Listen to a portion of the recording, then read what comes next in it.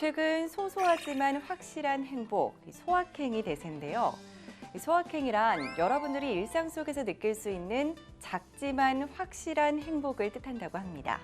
여러분에게 일상에서 꼭 필요한 정보를 제공해드리면서 소소하게 행복을 느끼고 있습니다. 저와 함께 출발해 보시죠.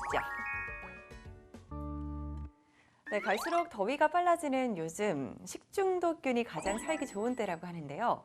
그런데 이 식중독균이 미생물에 의해서 발생한다는 거 다들 알고 계셨나요? 그래서 야심차게 준비해봤습니다. 이름하여 식중독, 누구냐, 넌. 누구냐, 넌. 누구냐, 넌. 이렇게 하는 건가? 네, 오늘 도움 말씀 주실 식중독 예방과 신영민 과장님을 모셔봤습니다. 과장님 안녕하세요. 네, 안녕하세요. 누구냐, 넌 이거 어떻게 하는 거예요? Who am I? 이거 잘 좀 살려줘 보세요. 누구냐, 넌. 어떻게 안 될까요? 누구냐, 넌 좀 해주세요, 재밌게. 벌써 재밌는데. 네, 오늘 다소 흥미진진한 이야기를 가져오셨는데요. 어떤 정보도 재밌게 풀어주실 건가요? 미생물 이야기, 그리고 식중독 이야기. 생활 속에서 식중독을 예방하는 방법 설명해 드릴 겁니다. 네, 식약처에 계신 분들 정말 다들 자신감에 넘쳐 계신 것 같은데요. 그럼 파이팅 넘치는 기술로 오늘 또 이야기 시작해 볼까요? 예, 하겠습니다. 안재원 아나운서는 방송하시니까 네. 식사 제대로 때 못 하시죠? 아, 네, 저는 방송할 때는 잘 안 먹고 끝나고 항상 많이 챙겨 그렇죠. 먹게 되더라고요. 여자분들이 다이어트나 식사가 불규칙할 때 보통 간혹 변비가 좀 있는 분들 계세요. 네네. 이럴 때 어떻게 하세요? 저는 유산균 음료 같은 걸 슈퍼에서 사 먹는다던가 이런 방법을 쓰거든요. 유산균 음료는 어떻게 만들어지는지 아시나요? 미생물이 발효가 돼서 생기나요? 방송에 보면 네. 비피더스균이 있다고도 하잖아요, 그죠? 그렇죠, 맞아요. 이런 식으로 이렇게 비피더스균 같은 유산균이 우유에서 정식에서 요것도 되는 거예요. 이 마찬가지로 유산균도 미생물입니다. 미생물 중에서 세균에 포함됩니다. 아, 세균에 포함이 돼요? 예, 예. 오, 저는 세균이라고 하면 사실 안 좋은 것들만 생각했는데 유산균은 저희 몸에 되게 좋게 작용을 하는 거 아닌가요? 예, 맞습니다. 이게 세균 속에는 좋은 균도 있고 나쁜 균도 있습니다. 오늘 보면 안재원 아나운서 얼굴에도 세균이 많이 있어요. 아, 그러니까요. 어쩌죠? 손에도 세균이 많이 있고요. 어쩌죠? 그런데 이제 식중독은 네. 먹어야지 걸리지 않습니까? 그러다 보니까 이제 사람의 대장 속에는 많은 균들이 포함이 돼 있어요. 그 이름을 총칭해가지고 대장균이라 하는데 그 안에는 좋은 균도 있고 나쁜 균도 있습니다. 근데 설사나 이렇게 열을 내고 하는 균들이 있는데 그런 것들을 병원성 대장균이라고 합니다. 그 지난주에 병원성 대장균 이야기를 좀 했었다고 하는데 이 병원성 대장균 사실 어렵게만 느껴졌거든요. 근데 항상 우리 몸속에 이렇게 같이 하고 있는 건가요? 그건 아니고요. 오염된 음식을 먹었을 때 대장 속에서 정식에서 설사를 하거나 구토를 유발할 수가 있습니다. 식생활을 건전하게 하고 오염되지 않은 식품을 먹으면 예방할 수가 있습니다. 그 병원성 대장균은 병원성을 나타내는 균을 이야기하는 맞습니다. 건가요? 대표적으로 예를 들어서 축사 주위에서 오염된 물을 이용해 가지고 채소를 길렀는데 그 채소를 잘 찢지 않고 먹었다. 그래 돼버리면 병원성 대장균이 걸릴 확률이 높아집니다. 잘 씻어진 채소를 먹으면 예방할 수 있고요. 또 열을 가해서 먹으면 예방할 수가 있습니다. 아, 요즘 날씨가 굉장히 덥잖아요. 예, 예. 그래서 차가운 냉면이나 이런 차가운 음식들이 굉장히 먹고 싶은데 정말 좋죠. 네. 맛있고. 갑자기 이제 냉면 얘기로. 네, 냉면 같이 이렇게 차가운 음식을 먹는데도 대장균에 걸릴 수가 있나요? 대장균 자체는 이렇게 네. 어디든지 존재할 수가 있는 거예요. 근데 열을 잘 가해가지고 끓여서 먹으면 문제가 안 되는데 냉면 육수 같은 경우는 어떻게 끓이는지 아시나요? 고기 육수를 내는 거 아니에요? 그죠. 네. 소고기 등을 이용해가지고 끓여서 육수를 내다 보니까 육수 속에 영양분이 굉장히 많아요. 뜨거운 거를 천천히 식혀서 넣는다든지 오랫동안 방치해서 냉장보관을 한다든지 또 오래 보관했던 거를 바로 그냥 다시 끓이지 않고 제공한다 하면 거기에 대장균이 정식할 수가 있는 거예요. 그래서 식혀서 바로 냉장 보관하셔야 되고 냉장고에 오래 보관하셨던 것들은 가급적 먹지 말아셔야 되고요. 그 냉장고 속에서 세균이 자라지 않는 게 아닙니다. 그래요? 냉장고 속에도 균이 자라는데 좀 천천히 자랍니다. 그래서 냉장고 속에 있으면 좀 부패가 진행되는 걸 더디게 한다든지 아니면 조금 더 신선함을 좀 오래 유지하는 방법인 거지 냉장고도 조심하셔야 됩니다. 저는 냉장고는 굉장히 차갑잖아요. 예. 차가운 냉장고에서는 식중독균이 별로 살지 않는 줄 알았거든요. 어디든지 균은 존재합니다. 근데 냉장고 속에는 온도가 낮으니까 네. 증가하는 속도가 더뎌집니다. 그래서 조금 더 제품을 오랫동안 보관할 수 있는 방법입니다. 그 균 중에 살모넬라균이라는 것도 있던데요. 예, 예. 이거는 뭔가요? 살모넬라균도 지금 여름철에 많이 놓을 수 있는 건데요. 대표적으로 뭐 닭을 이용해서 요리를 할 때 네. 닭이 가지고 있는 균 중에 하나입니다. 그리고 또 대표적으로 보면 냉장고에 보시면 각 지점마다 계란은 한두 개씩 다 가지고 있잖아요. 그렇죠. 계란에 오염될 수 있는 확률이 높은 균이 살모넬라균입니다. 그래서 계란 껍질에 닭의 이렇게 분변이 묻어 있다 하면 잘 씻어서 드셔야 되고 혹시나 그거를 만지고 나서 다른 음식을 만지면 안 되고요. 손을 잘 씻으셔야 됩니다. 그래야지만이 살모넬라균에서는 식중독을 예방할 수 있습니다. 그 또 닭하고 계란 얘기를 하니까요. 여름하면 또 삼계탕 그렇죠. 맛있잖아요. 예, 예. 삼계탕은 냉면이랑 다르게 좀 이열치열하는 느낌이 있잖아요. 뜨겁게 팔팔 끓여서 네, 먹으면 맞습니다. 굉장히 맛있을 것 같은데 예. 이렇게 열을 가한 음식에도 식중독균이 살 수 있을까요? 물론 살 수가 있습니다. 오, 그건 열을 가하면 대부분 다 죽는데 네. 열을 가하는 방법을 잘못했을 때는 살 수가 있습니다. 실제로 최근 3년간 통계를 보면 삼계탕을 먹고 4건의 식중독이 발생했습니다. 이걸 어떻게 발생하냐면 미리 삼계탕을 끓여둔 제품을 다시 한번 데워낼 때 잘못 데웠다든지 삼계탕에는 닭에는 어떤 균이 있냐면 캠필로박터라는 균이 있습니다. 이 균은 캠필로박터. 캠필로박터. 예, 이 균이 있는데 네. 어려움도 다릅니다. 예, 캠필로박터. 이게 닭에서는 닭이 가지고 있는 균인데 이 균들은 75도씨에서 1분 정도만 가열해도 죽습니다. 죽는데 열을 충분하게 가열하지 못하면 살아 있을 수가 있고요. 그러다 보면 또 식중독이 걸릴 수가 있습니다. 근데 그리고 또 닭을 가지고 조리할 때 보면 어떤 순서가 있어요. 뭐 이렇게 야채를 먼저 만지고 닭을 만져야 되는데 닭을 만지고 나서 야채를 만진다든지 뭐 닭을 씻고 난 물을 좀 튀어온다든지 이러면 흔히 말해서 교차오염이 나죠. 이게 닭에 있는 균들이 채소에 묻어져 가지고 다시 감염이 이렇게 될 수 있기 때문에 생닭은 맨 마지막에 손질하셔야 됩니다. 네, 끓인 음식을 먹더라도 조리하는 방법에 따라서 또 식중독균이 발생할 수 있다고 하니까 여러분들도 좀 주의를 하셔야 될 것 같습니다. 또 위생 관리도 굉장히 중요하다고요. 그렇죠. 일단 개인적으로 개인 위생도 중요하지만은 여름철에는 가열해서 먹는 방법 위생 수치도 중요하고 조리할 때 잘 끓여서 먹어야 돼요. 익혀서 먹어야 돼요. 그래야지만이 안전한 식생활을 할 수가 있습니다. 네, 지금까지 여름철에 많이 발생하는 식중독균, 병원성 대장균, 그리고 살모넬라균, 또 캠필러박터균에 대해서 알아봤습니다. 그럼 겨울에는 추워서 식중독균이 좀 발생하지 않나요? 발생 안 할까요? 안 했으면 좋겠는데요. 불행히도 이렇게 겨울철에도 발생합니다. 감기 바이러스 겨울철에 있잖아요. 감기 많이 들잖아요. 네. 마찬가지로 식중독도 세균성이 아니고 바이러스로 인한 식중독이 발생됩니다. 대표적으로 노로바이러스 들어보셨나요? 네, 노로바이러스 이번에 평창올림픽 할 때 또 예, 이야기 많이 문제가 많이 들었거든요. 됐었죠. 네. 노로바이러스 같은 경우는 이게 영하 20도에서도 생존이 가능합니다. 그리고 바이러스는 개수를 입자라 하는데요. 10개만 있어도 감염이 됩니다. 그래서 오염되지 않은 식품을 섭취하셔야 되고요. 예를 들어서 뭐 물이라든지 어패류 같은 것들을 신선한 걸 섭취하셔야 되고 혹시 환자가 발생한다면 환자에 대해서 격리를 좀 하셔야 되고 그리고 환자 주위를 깨끗이 하셔야 됩니다. 실제로 환자의 구토물이나 분비물에는 1g에 노로바이러스가 1억 개 이상 들어 있습니다. 그래서 학생 한 명이 아프잖아요. 네. 그럼 학생하고 손을 만진다든지 뭐 기침을 했을 때 옆에 있으면 친구들이 한 마리의 친구들이 같이 걸리는 증상이 있습니다. 그래서 항상 환자 관리가 정말 중요하고 그래서 또 누가 하면 아프면 그 학생은 혹시나 집에 조금 치료하는 게 좋을 것 같습니다. 또 여러 가지 주의해야 될 사항들이 있는 것 같은데 그럼 사전에 좀 예방할 수 있는 방법도 있을까요?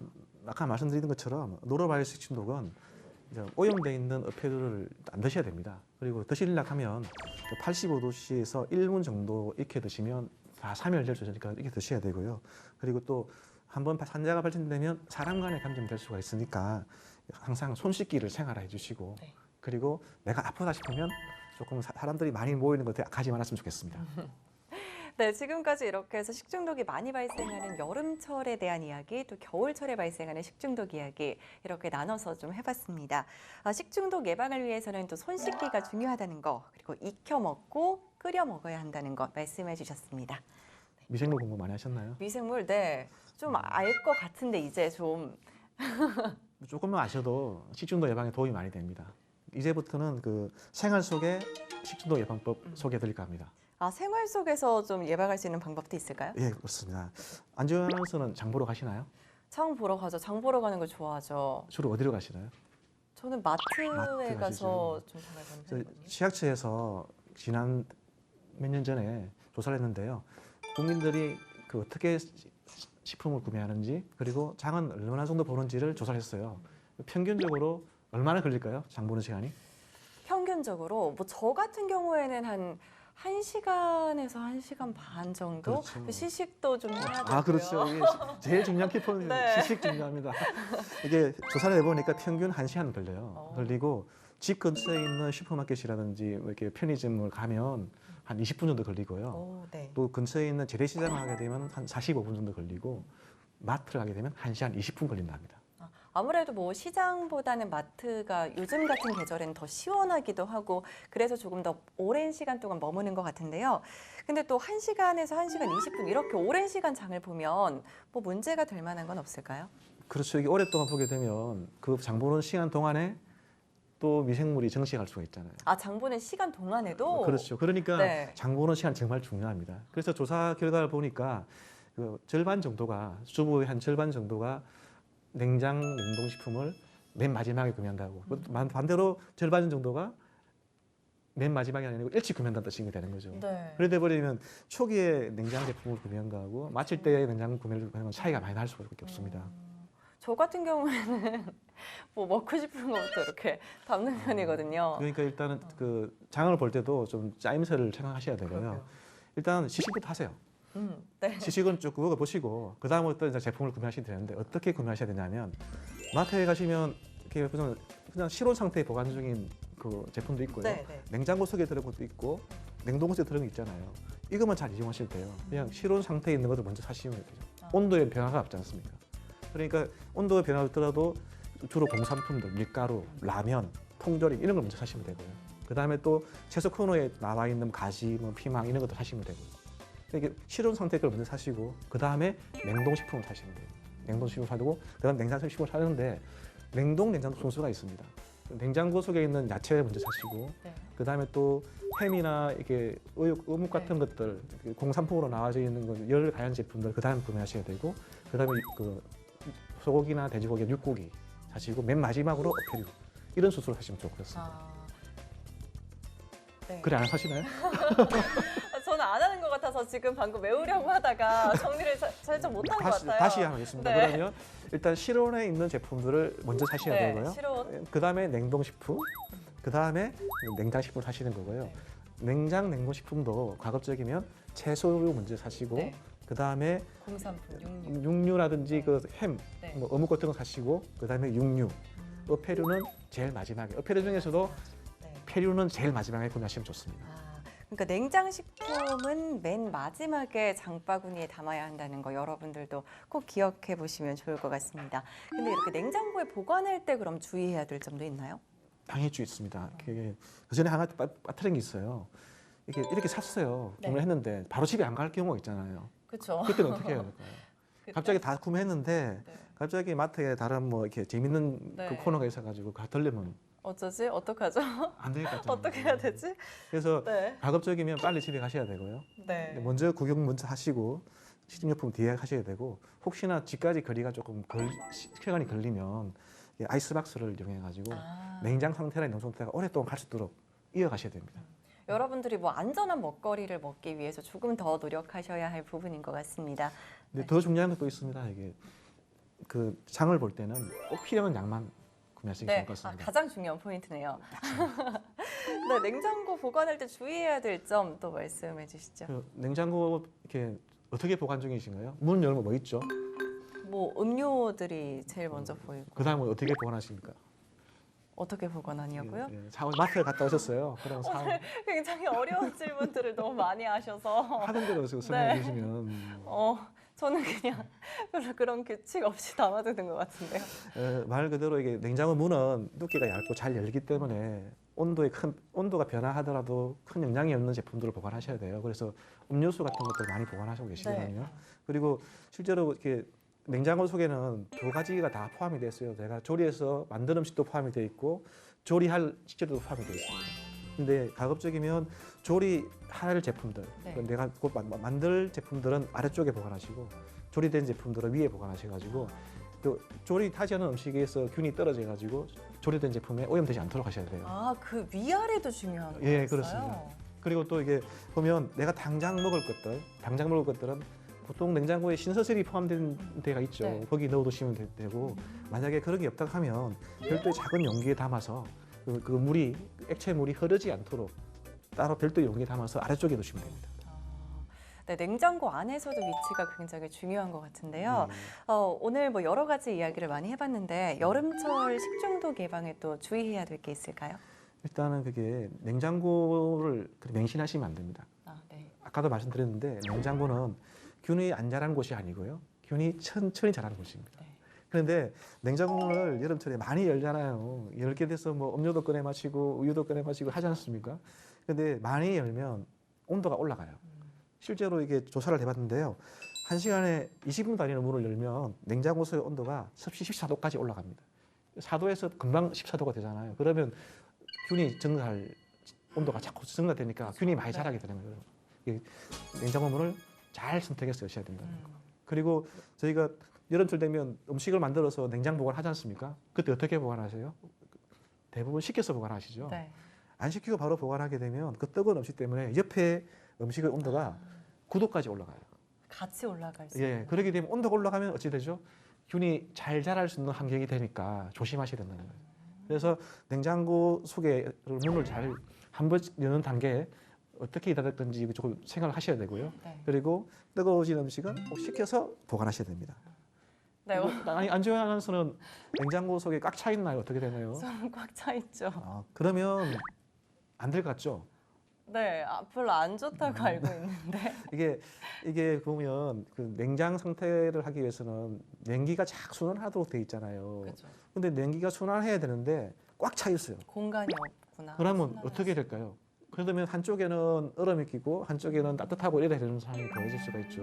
그러니까 냉장고 속은 한 70% 정도 채워넣으셔야지만이 공기가 순환하면서 냉장고 속 온도를 일정하게 유지할 수가 있습니다. 네, 오늘 집에 가서 바로 냉장고 좀 비워야겠습니다. 오늘 여러 가지로 이야기를 좀 많이 해봤는데 좀 똑똑해지기가 쉽지가 않은 것 같네요. 장보기는 60분 이내에 해야 된다는 거, 그리고 냉장과 냉동식품은 맨 마지막에, 또 식품별로 냉장고 속 보관 방법이 다르다는 거 여러분들도 꼭 기억하시면 좋을 것 같습니다.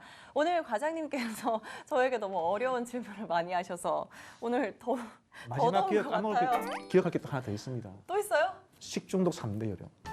네, 뭔가요? 손 씻기, 네. 익혀 먹기, 끓여 먹기. 3가지 꼭 기억하셔야 됩니다.